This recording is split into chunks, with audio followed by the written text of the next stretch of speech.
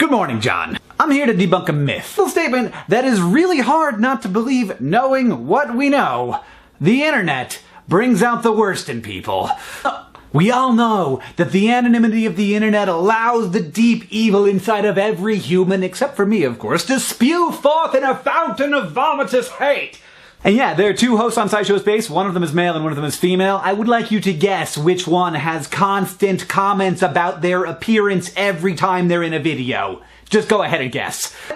But you and your friends, you aren't hate mongers. So it must be other people, those people at the grocery store who seem so nice in person, but then they go home and the internet allows them to shrug off the cloak of cultural necessities and then they just turn and engage and become giant turd faces.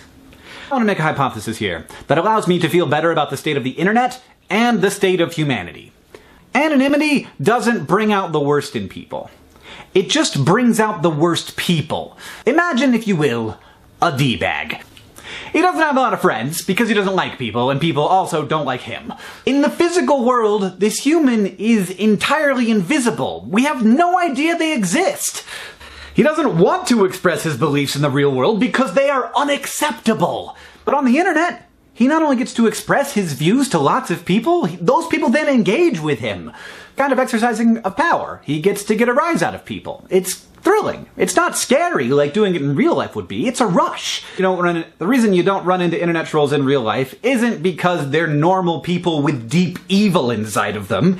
It's because trolls don't talk to people in real life.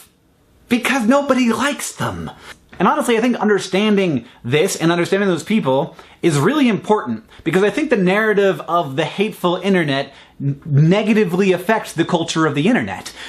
The result is that fewer and fewer normal, not trolly people interact in those spaces and they get worse and worse.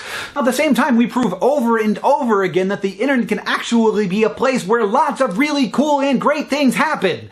We all think that the internet is less great than it is. It will become less great because we think that.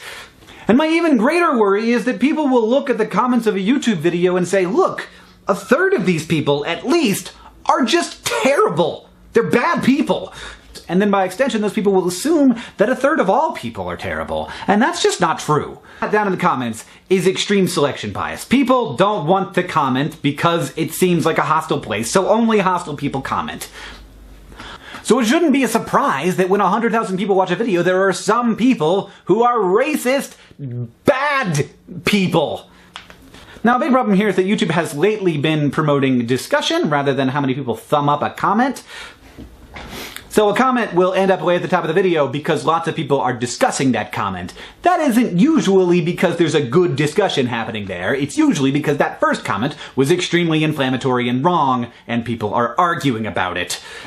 And the trolls are loving it. Let me guarantee you, as a person who has met a number of people, most of them, like 90% of them, are good. They're good people. Not because culture tells them to be good, not because they're afraid of being found out and they're waiting for that moment where they can be anonymously evil, but because they're people, just like you and just like me. John, I'll see you on Tuesday.